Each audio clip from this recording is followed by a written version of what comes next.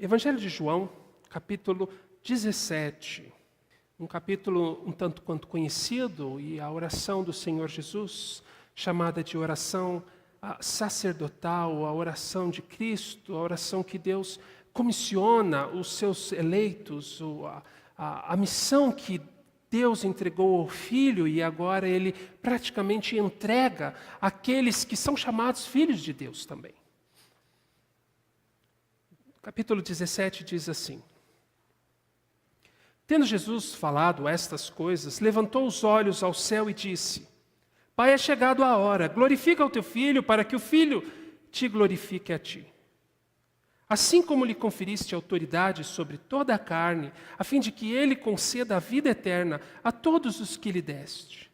E a vida eterna é esta: que te conheçam a ti, o único Deus verdadeiro, e a Jesus Cristo a quem enviaste. Eu te glorifiquei na terra, consumando a obra que me confiaste para fazer. E agora glorifica-me, ó Pai, contigo mesmo, com a glória que eu tive junto de ti, antes que houvesse mundo. Manifestei o teu nome aos homens que me deste do mundo. Eram teus, tu nos confiastes, e eles têm guardado a tua palavra. Agora eles reconhecem que todas as coisas que me tens dado provêm de ti, porque eu lhes tenho transmitido as palavras que me deste, e eles a receberam, e verdadeiramente conheceram que saí de ti, e creram que tu me enviaste. É por eles que eu rogo, não rogo pelo mundo, mas por aqueles que me deste, porque são teus. Ora, todas as minhas coisas são tuas, e as tuas coisas são minhas, e neles eu sou glorificado. Já não estou no mundo, mas eles continuam no mundo, ao passo que eu vou para junto de ti. Pai Santo, guarda-os em teu nome, que me deste, para que eles sejam um, assim como nós. Quando eu estava com eles, guardava-os no teu nome, que me deste, e protegi-os, e nenhum deles se perdeu, exceto o filho da perdição, para que se cumprisse a Escritura. Mas agora vou para junto de ti, e isto falo no mundo, para que eles tenham o meu gozo completo em si mesmos. Eu lhes tenho dado a tua palavra, e o mundo os odiou, porque eles não são do mundo, como também eu não sou.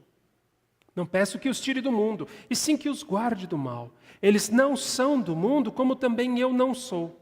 Santifica-os na verdade. A tua palavra é a verdade. Assim como tu me enviaste ao mundo, também eu os enviei ao mundo. E a favor deles eu me santifico a mim mesmo, para que eles também sejam santificados na verdade. Não rogo somente por estes, mas também por aqueles que vierem a crer em mim, por intermédio da sua palavra, a fim de que todos sejam um. E como és tu, ó Pai, em mim, e eu em ti, também eles sejam eles em nós, para que o mundo creia que tu me enviaste. Eu lhes tenho transmitido a glória que me tens dado, para que sejam um, como nós o somos. Eu neles e tu em mim, a fim de que sejam aperfeiçoados na unidade, para que o mundo conheça que tu me enviastes e os amastes, como também amastes a mim.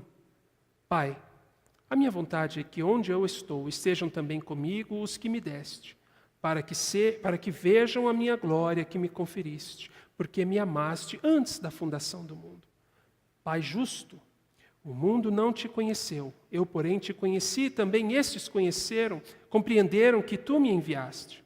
Eu lhes fiz conhecer o teu nome e ainda o farei conhecer, a fim de que o amor com que me amaste esteja neles, e eu neles esteja. Pai, a tua palavra é viva e fala aos nossos corações. A tua palavra é luz para os nossos caminhos e por meio dela nós somos alimentados. Ó Deus, nós agradecemos porque temos livre acesso às tuas sagradas escrituras. Ela está nas nossas mãos, temos a facilidade de lê-la. Tenha misericórdia de nós. Ó Deus, envia o teu Santo Espírito para que ele fale aos nossos corações essa noite. Que a tua palavra nos alimente. Que esse texto seja instrumento de consolo e conforto a cada um de nós, de orientação e admoestação às nossas vidas. Aviva nos nossos corações, ó Deus, a chama que Cristo teve no seu coração. O fervor que o guiou e o conduziu à obediência perfeita, até a sua morte, até os seus últimos minutos. É no nome dele, do nosso Salvador, que nós oramos. Amém. A vida missionária, ela é repleta de privilégios. Nós temos privilégios que talvez os irmãos não tenham. E um dos grandes privilégios que nós temos é justamente o relacionamento com diferentes culturas, com diferentes circunstâncias e situações que somos expostos em outros povos. Um dos exemplos claros que nós temos é que se um timorense estivesse aqui hoje, ele olharia para os irmãos e diria que os irmãos estão faltando com respeito com Deus por estarem vestidos de uma forma tão informal. Da mesma forma que os timorenses achariam os irmãos de forma informal, os aborígenes que estão próximos ao Timor-Leste, no deserto da Austrália, eles olhariam para os irmãos e ficariam escandalizados porque os irmãos estão vestidos de forma extremamente formal diante de um Deus tão pessoal. E as formas com que as diferentes culturas veem a realidade e a vida é um dos privilégios que o missionário tem que viver diariamente. É como se nós tivéssemos que encarnar naquela cultura e se tornar um deles e habitar entre eles, comer o que eles comem, viver como eles vivem, andar como eles andam. E isso fica tão claro para mim e na minha família quando eu passo a observar a minha filha. A Rebeca, quando voltamos ao Brasil, nessas últimas 3 semanas, ela tem encontrado diversos choques culturais ao estar aqui no Brasil. Porque para ela é mais comum nós não termos carne no almoço, apenas arroz e verdura, arroz e legume, arroz e talvez frango. E ela fala, mas por que tu come tanta carne aqui no Brasil? E para ela não entende por que as pessoas não se conversam nas ruas. Por que nós não temos um relacionamento com aqueles que moram do nosso lado, ou que moram na nossa frente, ou que estão andando na rua, por que nós não paramos para conversar com todo mundo? E são diversos elementos culturais que nós somos desafiados a viver diariamente, que faz com que uma criança prefira tomar banho de baldinho do que um chuveiro quente. O maior exemplo de encarnação que nós temos é o do Senhor Jesus. O Senhor Jesus, o próprio Deus, se fez homem, um de nós, e comeu o que comemos, e andou por onde andamos, e viveu o que vivemos.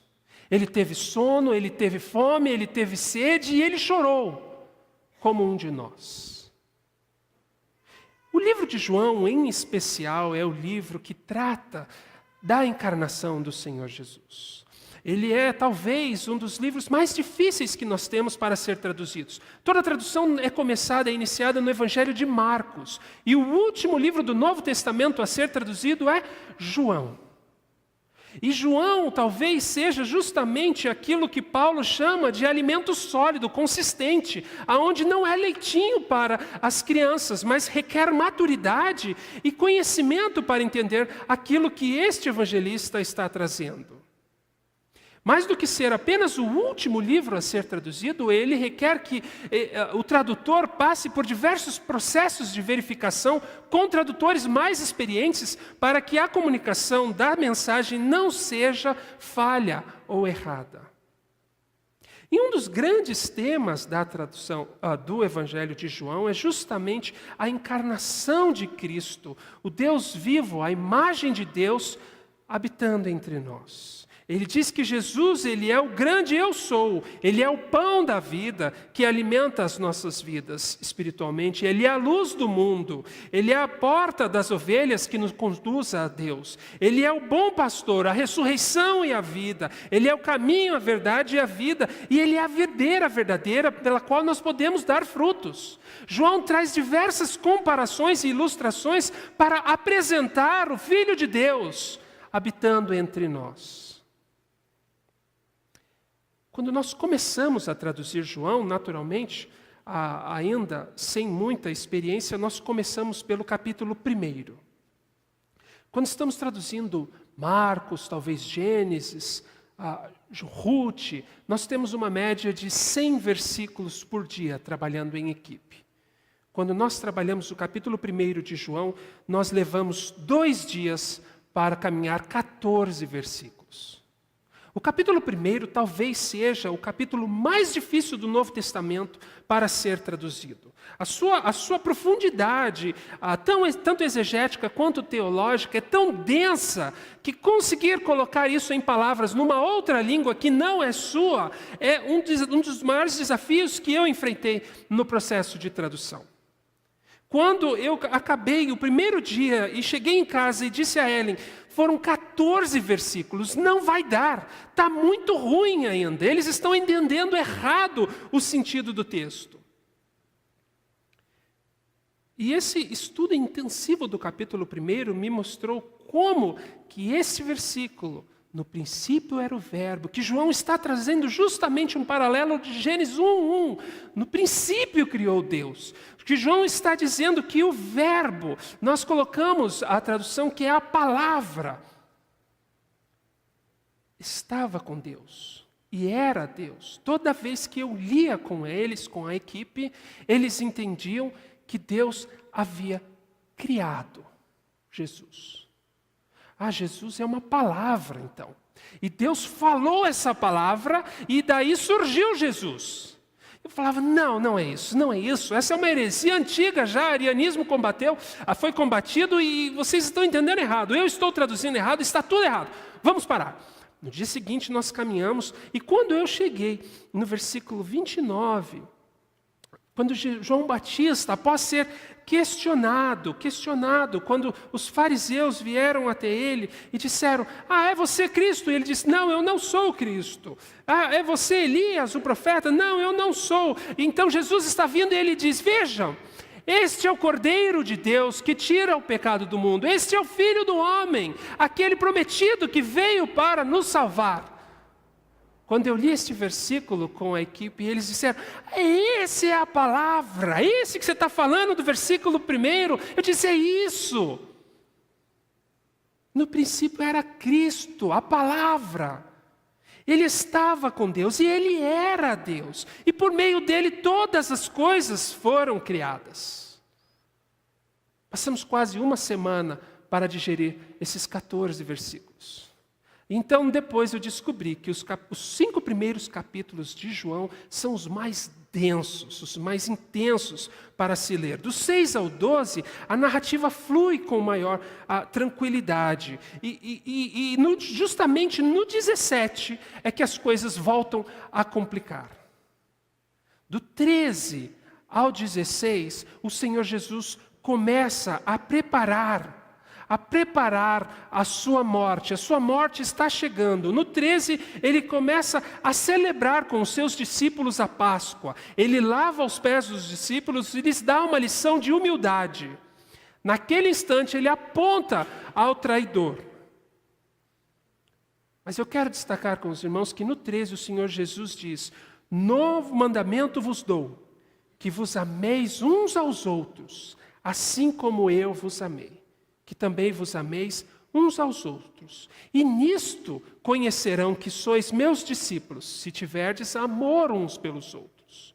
No 14, Jesus mostra que nós somos aguardados pelo Pai, e há uma casa onde moraremos. E Jesus, neste capítulo, promete o Consolador. O Consolador virá. No capítulo 15, ele mostra que ele é a videira, e os ramos que estão ligados à videira devem frutificar. No versículo 12 do capítulo 15, ele diz, o meu mandamento é este, que vos ameis uns aos outros, assim como eu vos amei. No 16, ele então volta a explicar qual é a missão do Consolador. O Consolador virá para convencer o mundo do pecado, da justiça e do juízo. Ele será o Espírito da verdade e nos guiará a toda a verdade. E no 16, 14 diz que o Consolador me glorificará. Esse é o capítulo 16, que nós encontramos Jesus Cristo preparando os seus discípulos para o que estava por vir.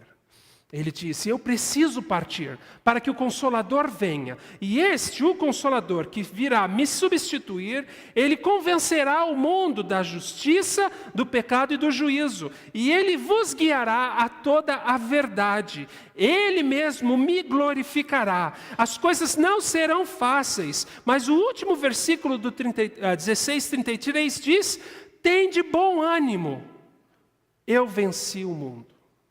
Quando Jesus diz estas palavras aos seus discípulos: tende bom ânimo, as coisas serão difíceis, lutas virão sobre vocês, permaneçam firmes, porque eu venci o mundo. Ele olhou para cima e orou ao Pai. E este é o capítulo que nós lemos, capítulo 17, quando o Senhor Jesus, às vésperas da sua morte, prestes a enfrentar a cruz, ele expressou aquilo que estava no seu coração diante do Pai. E a oração de Jesus pode ser dividida em 3 etapas. Ele inicialmente, do versículo 1 ao 5, ora por si mesmo, pela sua relação com o Pai. Do 6 ao 19, ele ora pelos seus discípulos, para que eles sejam preservados, mesmo nas dificuldades, que eles não sejam retirados do mundo, mas que permaneçam firmes, santificados na verdade. E do 20 ao 26, Jesus ora pelos eleitos de Deus, por aqueles que ainda virão a crer na mensagem do Pai. Quando nós olhamos esses versículos do capítulo 17, na oração de Jesus, nós temos que olhar e temos que entender a partir da perspectiva da missão de Deus dada ao Filho. Como tradutor da Bíblia, eu busco as palavras-chave que vão surgindo nesse texto, as palavras que se repetem com maior frequência, as palavras que têm uma maior expressividade no texto ou que se manifestam com maior intensidade. E aonde que o texto está querendo nos conduzir? Há 3 palavras na oração de Jesus que vêm se repetindo com maior frequência desde o capítulo 1. Na verdade, muitos comentaristas consideram o capítulo 1 como uma introdução. Ela é a chave exegética para entendermos todos os textos de João. E no 17, Jesus fecha esta chave, explicando tudo o que aconteceu do capítulo 1 até o 16. E essas palavras são glória, verdade e que sejam um. Elas se repetem nas 3 estruturas, nas 3 etapas da oração de Jesus. E elas se repetem de forma intercaladas e construindo um sentido que nos traz aquilo que estava no coração do Filho do Homem às vésperas da cruz. E ele diz que ele estava cumprindo a missão que lhe foi dada, a missão que o Pai lhe colocou, ele estava cumprindo. E ao cumprir essa missão, ele estava glorificando ao Pai. Interessante, meus irmãos, nós temos que olhar a esse texto e nos remeter ao que acontece com relação ao movimento de Deus para resgatar e restaurar o perdido. E isso vem acontecendo desde Gênesis capítulo 3, quando Adão comeu da fruta, caiu em pecado. O que o Senhor Deus fez? Ele veio ao jardim do Éden e disse: Adão, onde estás? O Senhor Deus, desde o início, tomou a iniciativa de resgatar os seus filhos, ao ponto de ele enviar o seu único filho para que todos aqueles que nele crerem tenham o poder de serem feitos filhos de Deus. Então, do versículo 1 ao 5, nós encontramos o Senhor Jesus enfatizando especificamente a palavra glória ou glorificação. Esta é uma palavra um tanto quanto difícil para nós traduzirmos. Pense você por um segundo. Coloque em palavras simples o que significa glória. O que significa glória? Explique isso para uma criança. O sentido da palavra glória ou glorificação. É possível que nós entendamos, estamos acostumados com o termo usado nas nossas igrejas. E no Tétum, quando estávamos trabalhando, Deus nos abençoou de tal forma que eu sempre testemunho isso. Nós estávamos chegando perto desse texto e já estávamos nos preparando que iríamos travar ali. Essa palavra não sai fácil. E no primeiro momento que nós lemos esse texto, o pastor Carlos, um timorense, disse, Naroma Nabilan. Eu assustei, eu falei, mas não vai ser tão fácil assim, né? Nunca é fácil. Então eu perguntei, explica para mim o que é isso. E veja só o que significa Naroma Nabilan. A palavra para Deus em Téton significa Maromak. Maromak. Na verdade, Maromak ela é mais uma categoria maior de seres espirituais com poderes. Então, o Maromak seria o ser soberano com poder espiritual.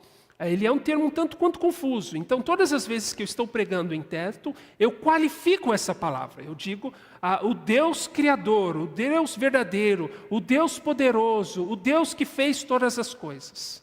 A palavra Naromag só muda de M para N. Significa o Senhor das luzes. Aquele que tem poder sobre todas as coisas, que ilumina de forma incandescente e soberana. E quando o pastor Carlos disse, Naroma Nabilan, ele está dizendo, aquela luz que brilha acima de todas as luzes, que encandece e que todos veem, ficam encantados e que ainda brilha. Ou seja, ele intensifica o sentido disso. E é justamente isso o que o texto estava querendo dizer. A glória, a luz, a incandescência, o poder, a soberania, aquele que batesse o olho e visse e ficasse encantado. Era o que o Filho estava fazendo para o Pai. E Jesus manifesta essa glória na sua oração em diversos momentos. No versículo 22, ele diz que transmite essa glória aos filhos. No 24, nesta oração, ele também diz, vejam a minha glória, no sentido de comunhão com o Pai. E esta glória dada por Cristo é justamente a nova vida que Ele nos entregou. É aquilo que hoje nós somos como filhos de Deus. As vésperas da cruz, a preocupação de Jesus, o Filho do homem, era que o Pai fosse glorificado. A segunda palavra que se repete com frequência é verdade, uma palavra um tanto conhecida, até mesmo em grego, no português. E eu quero enfatizar especificamente no versículo 17. Santifica-os na verdade. A tua palavra é a verdade. Esta palavra verdade, no Evangelho de João, ela é significativa. Ela se manifesta de diversas maneiras e diversas formas, desde o capítulo 1, quando diz que no princípio era o verbo era Deus, o verbo estava com Deus, e João vem dizendo nos primeiros versículos que este verbo, esta palavra, este ser que estava desde a origem de todas as coisas, ele é a manifestação da graça e da verdade. Graça e verdade. E no 17, meus irmãos, ele diz, santifica-os na verdade. Tua palavra é a verdade. Não é possível glorificarmos a Deus se não estivermos vivendo em santidade de vida.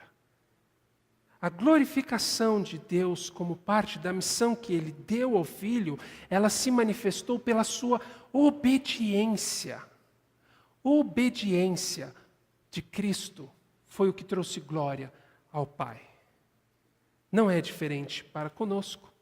Obediência à verdade. A palavra de Deus é a verdade. É o que vai glorificar o nome do nosso Deus. Cristo é a verdade. Ele é a encarnação da verdade. E não há mais dúvidas ou indagações sobre isto quando conhecemos a palavra de Deus. E em Cristo nós temos a revelação da verdade. O Deus que se fez homem encarnou-se como a verdade. Significa que para todos os meus questionamentos de vida, eu conheço e tenho a verdade. Significa para todos os meus conflitos, tudo aquilo que eu possa ter na minha mente, em Cristo eu tenho a resposta da verdade. Isso se torna muito forte para mim quando estou no Timor e digo aos meus amigos e irmãos timorenses que eles não precisam mais sacrificar para afastar os maus espíritos. Eles não precisam mais fazer oferendas ou rituais para terem sucesso ou se livrarem de uma enfermidade ou doença. Porque em Cristo nós temos a luz do mundo, a verdade da vida, nós temos as respostas para todas as nossas dificuldades e lutas. Se o seu filho está doente, não sacrifique. Coloque-se diante de Deus, porque em Cristo Ele irá ouvir a sua oração. Se o espírito maligno está na sua casa, não faça uma oferenda, não busque ao feiticeiro. Busque ao Senhor, porque Ele é a luz e irá afastar todo espírito maligno. É a mensagem que temos levado aos timorenses. E isso é tão forte, meus irmãos. Está gravando, né? Por vários anos, uma moça ajudou a nossa casa, na nossa família. E de repente, por um dia, ela veio e disse, a moça que mora no quarto da Rebeca, próximo à Rebeca, ela tem falado muito comigo. Eu falei, mas que moça é essa, né? Que moça está morando no quarto da Rebeca? Eu falei, mas quem é essa moça? Ela não paga aluguel, não. Eu quero saber quem é. E ela disse, ela está aqui desde o início. Ela fala comigo quase todos os dias. E ela canta, e ela está lá no quarto da Rebeca. Eu falei, tá bom. E você tem se relacionado com ela como? Ela falou, não tem problema. Eles estão tão acostumados a viver com essas relações espirituais que eles conhecem os espíritos que devem ter medo ou não ter medo, ou que traz benefício ou prejuízo.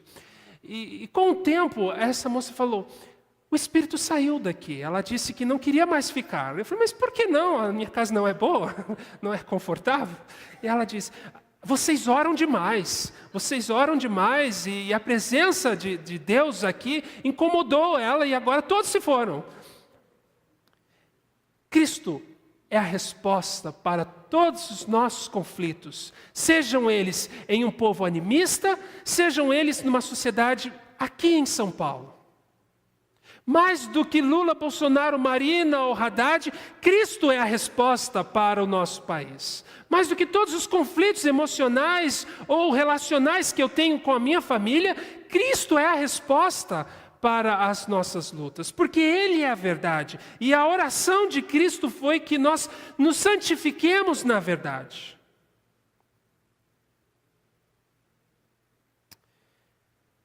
Repare como diversas vezes a palavra sejam um, haja unidade para que se tornem um, ela se repete neste capítulo. E novamente, este é outro termo que vem acontecendo desde o capítulo 1. A unidade do relacionamento do pai com o filho, do filho com os discípulos, do pai com os filhos a quem ele chamou para a salvação. E todos esses elementos se manifestam para que haja unidade naqueles que viriam a crer na mensagem do Filho. Esta questão de unidade não é à toa que Jesus orou para que houvesse unidade ou que fôssemos um. O maior desafio que nós temos no campo missionário é de relacionamentos com a equipe, talvez outros missionários ou com a equipe local dentro da igreja. E eu sou filho de pastor, nunca pastoreei uma igreja, mas conheço que a vida dentro de uma igreja, ela é repleta de conflitos e dificuldades de relacionamentos que quebram esta unidade. E o Senhor Jesus, eu quero lembrá-lo novamente, às vésperas de subir à cruz, Ele orou para que o Pai fosse glorificado, para que fôssemos santificados pela verdade e que houvéssemos unidade.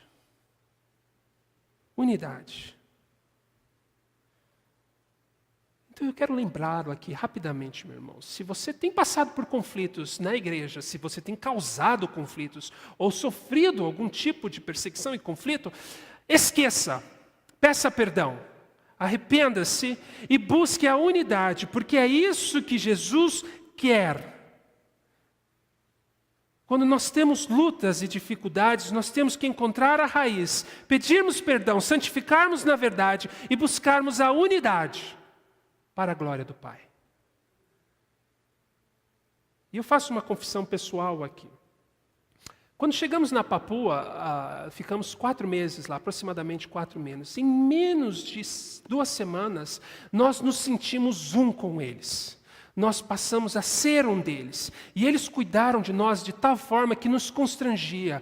E nós não sequer cozinhávamos. Todo dia eles traziam frutas, legumes, mandioca, mamão, tudo que a Rebeca queria, eles traziam, e tínhamos comida, e eles faziam a fogueira, ajeitavam a casa, e cuidavam de nós de tal forma que nós nos tornamos um deles. A Ellen, o Jessé e a Rebeca se tornou um entre o povo Bawak, no leste de Madang. E quando estávamos prestes a ir embora, eles choraram e sacrificaram um porco. E comemos o porco como símbolo da nossa morte, porque estávamos partindo daquela aldeia. E tudo aquilo aconteceu de tal forma que eles fizeram como se fosse um funeral quando estávamos partindo. Já estamos nos relacionando com o Timor há mais de 10 anos. E até hoje nós não temos esta unidade. O Timor-Leste é um país que nos últimos 300 anos viveu de conflito em conflito, guerras e guerras, com pequenas tréguas nas suas lutas. E todo estrangeiro é olhado como um ser suspeito, que veio para explorar, para buscar algum benefício ou para tirar deles, invadir, tomar, roubar. E dentro da igreja mesmo, nós somos muito amados, bem cuidados, tratados, mas esta unidade ainda não acontece. Fora da igreja, muito mais ainda. Somos perseguidos em quase todos os departamentos. Quando estamos no aeroporto, eles gritam: vai embora, já está na hora de você sair daqui. E o que nos faz continuar num lugar onde nós não somos bem-vindos pela maioria da sociedade? O que nos faz viver, criarmos a nossa filha em um terreno em que muitos querem que nós saiamos dali? Porque Jesus orou para que houvesse unidade entre aqueles que creem no seu nome. E mais do que isso, eu vou encerrar, já estou falando bastante. Porque às vésperas da cruz, o Senhor Jesus buscou unidade. Ele buscou que nós nos santifiquemos na verdade, e Ele buscou a glória do Pai. No versículo 18, eu considero como uma âncora desse capítulo. Assim como tu me enviaste ao mundo, também eu os enviei ao mundo. No capítulo 20 e 21, Jesus reaparece aos discípulos quando eles estavam ainda céticos da ressurreição de Cristo, e ele diz: paz seja convosco, shalom, assim como o Pai me enviou, eu também vos envio. Essa estrutura, assim como, ela é um tanto quanto frequente em João. Você pode rever no versículo 2, ele usa essa mesma estrutura, que no grego tem um som um tanto quanto interessante em português. E ele diz, assim como, ou seja, da mesma forma que, de maneira semelhante a A, que seja também B. Ou seja, da mesma forma que o Pai enviou ao Filho para que viesse ao mundo cumprir a sua vontade, eu também os envio.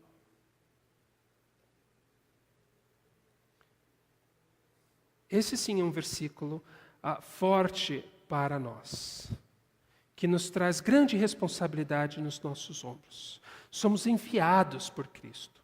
Ele nos comissionou. Ele não orou para que fôssemos retirados do mundo. Ele orou para que permanecêssemos no mundo e que o Pai guardasse as nossas vidas, para que aqui, neste mundo, nós cumpríssemos aquilo que Ele designou que nós assim o façamos. E caso você não saiba qual é a sua missão, a vocação que o Pai deu a você, porque Ele te chamou, além de ser filho do Pai, Ele te chamou para fazer algo. E se você não sabe, 3 coisas eu quero que você saia daqui sabendo hoje. Busque a unidade. Seja um na sua casa, no seu lar e na sua igreja. Entre os eleitos de Deus. Busque a unidade. Seja um. A santidade na verdade. Santifique a tua vida na verdade. A tua palavra, a palavra de Deus é a verdade. E a glória do Pai. Sempre, em toda circunstância, Busque a glória do Pai. Se eu fosse resumir em uma só palavra, eu diria comunhão. Comunhão é a palavra-chave para entendermos a oração de Cristo. Cristo orou para que houvesse comunhão do Pai com o Filho, para que houvesse a comunhão dos discípulos com a palavra e a verdade, para que houvesse a comunhão daqueles que creem nele, que eles tenham comunhão entre si. Para quê? Para que os outros possam crer que Cristo foi enviado pelo Pai, através da unidade. Ao se prostrar diante do Pai, às vésperas da cruz, sabendo todo o sacrifício, dor, humilhação que Cristo enfrentaria, Ele orou para que houvesse unidade, santificássemos na verdade e a glória do Pai. Isso conduz as nossas vidas, por exemplo, no Timor-Leste. Nós pregamos a palavra de Deus para que os nossos irmãos eleitos, filhos de Deus, em Timor-Leste, tenhamos unidade com eles, tenhamos comunhão como irmãos em Cristo, para que eles possam ser minha família e habitar comigo, comer comigo, viver comigo, como Cristo foi um com o Pai.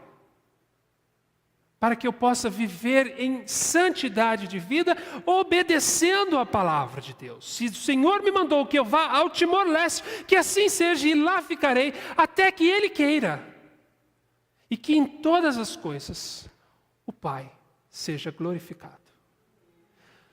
Pai, nós queremos, assim como Teu Filho, clamar pelas nossas vidas. Tenha misericórdia de nós, ó Deus, quando nós prejudicamos o relacionamento com os nossos irmãos. Especialmente aos amados e escolhidos do Senhor na Tua casa, o povo eleito por Ti, chamado de filho Teu. Ajude-nos, ó Deus, a termos unidade e comunhão com os nossos irmãos. Santifica-nos na verdade.